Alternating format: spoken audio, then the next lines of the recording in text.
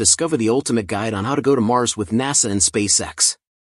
Prepare to be blown away by the entire universe of opportunities that await us on the Red Planet. With a collaborative effort between NASA and SpaceX, we embark on a groundbreaking mission of exploration and extraordinary sample collection. Unveiling an exceptional plan to deploy an autonomous space station to Mars orbit, the future shines bright. Imagine an autonomous space station effortlessly orbiting Mars, thanks to NASA's ingenious plan. And not forgetting, SpaceX's awe-inspiring spaceship, the largest and most powerful rocket ever designed. Brace yourself for an exciting future in space exploration as these unstoppable pioneers embark on their unprecedented mission to conquer the uncharted terrain of Mars. Prepare to be astounded as NASA and SpaceX join forces to embark on an awe-inspiring mission to Mars. Brace yourself as SpaceX unveils its massive spaceship, the most invincible and impactful rocket ever created, ready to voyage through the unknown depths of the cosmos.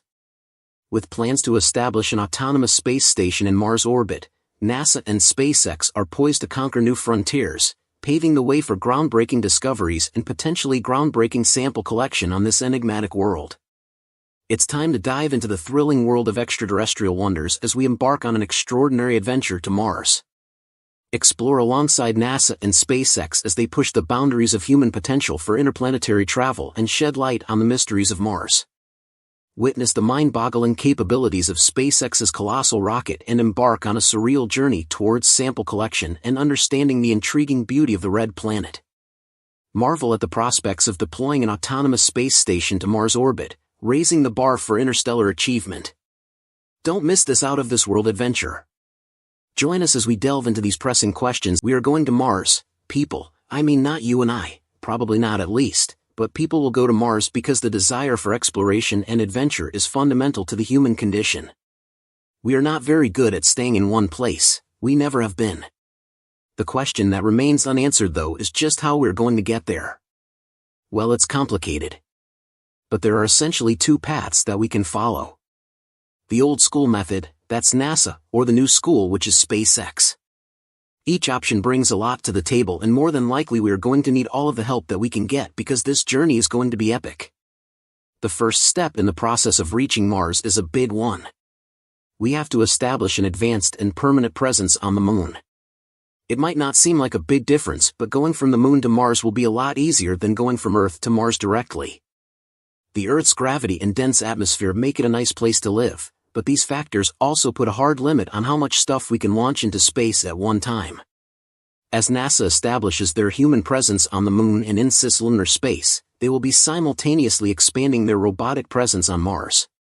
That means new rovers for sure, but the most exciting prospect for the next 10 years is the large-scale deployment of flying machines on Mars. With the widely successful first test of the Ingenuity drone over the past year, we've now confirmed that we can fly helicopters on Mars.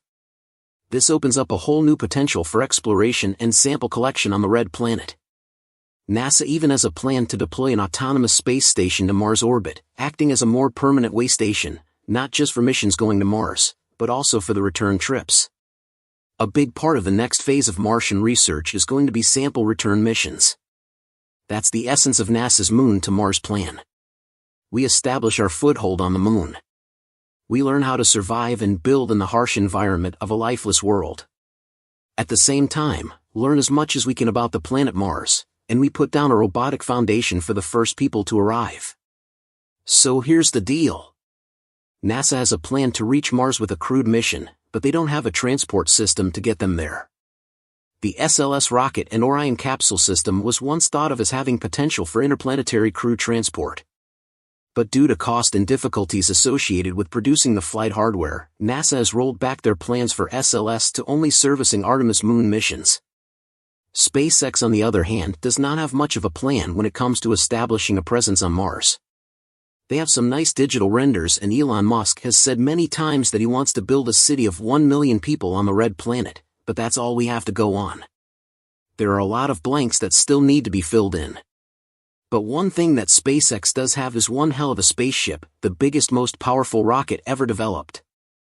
SpaceX has already established the means to build a lot of these rockets at their Starbase factory, and they have a proven track record of successfully pushing the boundaries of human spaceflight, even if it does take a few failures before they eventually get things.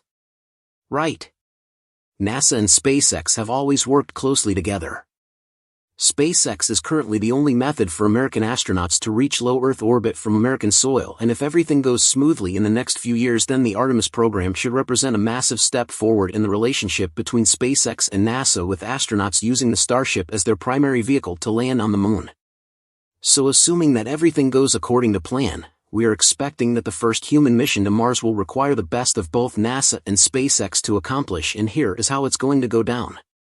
Once it gets down into the atmosphere, the ship is going to maneuver into a position where it is basically flying sideways, with the belly of the rocket catching as much aerodynamic drag as possible. It's going to be on a flight path that is essentially running parallel to the surface at a low altitude where the atmosphere is the most dense. And then at the last possible second before the ship crashes into the ground, the Raptor engines are going to relight for a final landing burn that will kill off all the excess velocity and bring the ship down for a soft landing on Mars. If the pinnacle technological triumph of the 20th century was landing humanity on the Moon, then in the 21st century, the greatest technological feat would be successfully landing humanity on Mars. Elon Musk is famously driven by this vision, asserting that within our lifetime, not only will Mars be colonized, but the groundwork for its inaugural city will commence. When envisioning the Mars dream, minds naturally turn to Elon Musk, the visionary CEO of SpaceX, whose fervent ambition revolves around establishing a city on the Red Planet. This metropolis, designed to sustain itself and accommodate 1 million inhabitants, marks a pivotal leap toward making humanity a multi-planetary species. Despite extensive discussions about Musk's aspirations, conversations after center on familiar topics like the mechanics of reaching Mars using Starship, fuel transfer methods, and landing procedures. Yet little attention has been paid to the specifics of Musk's envisioned Mars base. What would it actually look like, and what's the most efficient way for SpaceX to create a sustainable and enduring presence on Mars? In a 2021 white paper submitted for the National Academy's Planetary Science and Astrobiology Decadal Survey, SpaceX outlined its blueprint for the initial Mars mission using Starship. The strategy involves sending uncrewed starships to Mars serving dual purposes, validating system maturity and readiness, and delivering substantial cargo ahead of human arrival. These missions, likely facilitated by robotics, aim to assess local resources, stage supplies, test long-term operational technologies, and commence infrastructure development, with a propellant plant deemed a critical necessity. Interestingly, SpaceX plans to load even the earliest Mars-bound ships with supplies. Although the cargo may be limited, the initial Martian settlers, launched in groups of 10 to 20 people, alongside 100-plus metric tons or around 220,000 or more pounds of cargo, will repurpose surviving starships as pre-established habitats, storage facilities, and raw material sources. Initial cargo shipments prioritize essentials like power, water, and propellant production, alongside the construction of shelters, radiation shielding, and prepared landing pads. As expected, early settlers will likely repurpose the various starships that transported them to Mars as their initial homes on the Red Planet. This innovative approach underscores SpaceX's methodical strategy toward establishing a sustainable presence and paving the way for a human civilization on Mars. However, should events indeed progress in that direction? There exists a divergence of viewpoints on this matter. Some contend that repurposing Starship as a long-term habitat on Mars contradicts its fundamental purpose. The contention arises from the inefficiency created when a reusable transportation system becomes essentially unusable for any other purpose after being established as living quarters. The goal is to maximize the economic efficiency of this pioneering spacecraft. In essence, this viewpoint aligns with SpaceX's overarching philosophy, innovation and progress driven by reusability.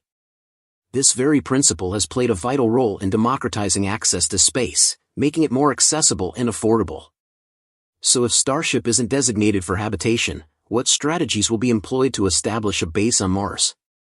What outlines the optimal blueprint for a Martian base camp and its initial setup? To embark on this discussion, the foremost consideration revolves around the location SpaceX should select for landing and operations on Mars. The proposition for a Mars base situated in Gale Crater originates from the meticulous deliberations of an international entity, the Space Station Design Studio in Stuttgart, Germany, dedicated to establishing a permanent human presence on the Red Planet. This forward-looking endeavor carefully considers the minute intricacies crucial for the triumph of such a mission.